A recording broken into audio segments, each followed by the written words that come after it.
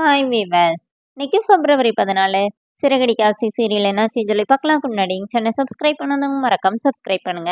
இன்னைக்கு என்ன அப்படின்னு சொல்லி பார்த்தீங்கன்னா, அப்போ ஸ்ருதி கிட்ட வந்து டிரைவர் வச்சுக்கோங்க அப்படின்னு சொல்றாங்கல்ல. அப்போனே விஜய் வந்து அதான் மீனா வந்து டிரைவிங் கத்துக்கிறாள், அவளே நீ டிரைவரா வச்சுக்க வேண்டியதானே அப்படின்னு சொன்னோடனே, இப்போ ஸ்ருதி என்ன சொல்றாங்கன்னா, அவங்க டிரைவிங் கத்துக்கிறாங்கக்காக கார்ல வந்து டிரைவரா தான் போகணும்னு தேவையில்லை, அவங்களும் இதுல ஒரு பார்ட்னர் தானே, அவங்களே ஓனர் தானே, அவங்க வந்து ட்ரைனிங் கூட சொல்லி கொடுக்கலாம்ல அப்படின்னோடனே எல்லாருமே அமைதியாயிடுறாங்க. இப்போ உடனே முத்து என்ன சொல்றாருன்னா, ஆமா பலகுரல் நீ சொன்னதை தான் நானும் சொல்ல வந்தேன், நீயே கரெக்டா சொல்லிட்ட அப்படின்னோடனே அப்புறமா செல்வத்துக்கிட்ட போயிட்டு ஆர்டிஓ ஆஃபீஸ்க்கு போய் என்னென்ன ப்ரொசீஜர்னு பார்த்து ரிஜிஸ்டர் பண்ணிட்டு வந்துட்டா, அப்புறமா நம்ம என்னென்ன காசு கிட்டணும் எல்லாம் கேட்டுட்டு வந்துடு அப்படின்னு சொல்லி அனுப்பி வச்சுட்டு, எங்களோட முதல் ஸ்டூடெண்ட் நீங்க கத்துக்க வரீங்களா, நாங்கள் உங்களை கூட்டிட்டு போறேன் அப்படின்னு சொல்லிட்டு அண்ணாமலை கிட்ட சொல்லிட்டு முத்து கூட்டிட்டு போறாரு. இப்போ ரூம்குள்ள போயிட்டு ரோஹிணி வந்து மனோஜை திட்டுறாரு. பாத்தியா உன் தம்பியை நீ படிக்காதவன் படிக்காதவன் சொல்றான், ஆனா அவன் எவ்வளவு விவரமா என்னென்ன கெட்டணும்னு சொல்லி கேட்கறான் பாத்தியா, இப்பனா படிச்சவங்களுக்கு தெரியறத கூட படிக்காதவங்களுக்கு தான் எல்லாமே தெரியுதுன்னொடனே, என்ன போய் அவன் கூட கம்பேர் பண்றேன், நான் எவ்வளவு டிகிரி முடிச்சிருக்கேன் தெரியுமா அப்படின்னோடனே இப்போ ரோஹிணி திட்டிட்டு போயிடுறாங்க. இங்க என்ன ஆகுதுன்னா, சீதா வந்து ரோட்ல வந்து ஸ்கூட்டி ஓட்டிட்டு வரும்போது அந்த அருண் டிராஃபிக் போலீஸை மீட் பண்றாங்க.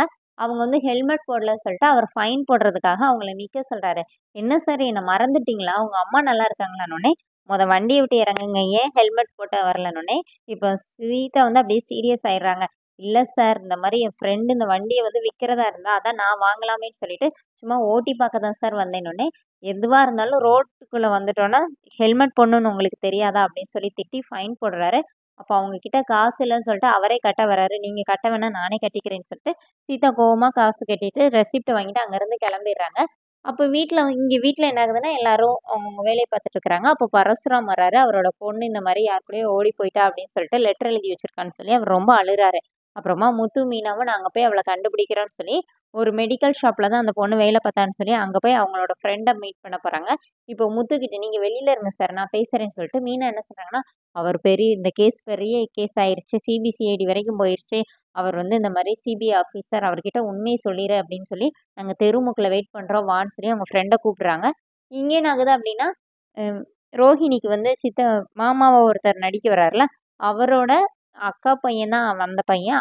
அவன் இந்த மாதிரி ஓடி போயிட்டானோடனே அவர் என்ன சொல்றாருன்னா, சரி நீ கவலைப்படாத, நான் போய் இந்த மாதிரி அவன் எங்க இருக்கான்னு சொல்லி தேடி கண்டுபிடிச்சு கூட்டிட்டு வரேன்னு சொல்லிட்டு அவர் ஒரு பக்கம் போறாரு. அதுக்குள்ள இங்க முத்து மீனாவும் அந்த பொண்ணோட ஃப்ரெண்டு கிட்ட விசாரிக்கிறாங்க.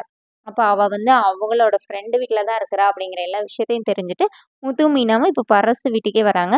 அப்ப பரசு கிட்ட வந்து உங்க பொண்ணை பார்த்து நாங்க பேசிட்டு தான் வரோம், நீங்க நினைக்கிற மாதிரியே அவங்க எதுவும் தப்பு பண்ணல, அவங்க 2 பேரும் கல்யாணம் பண்ணிக்கணும் தான் நினைக்கிறாங்க அப்படிங்கிற மாதிரி பேசிட்டு இருக்காங்க. அதோட என்னோட எபிசோட் ரன் பண்ணியிருக்காங்க. தேங்க்யூ.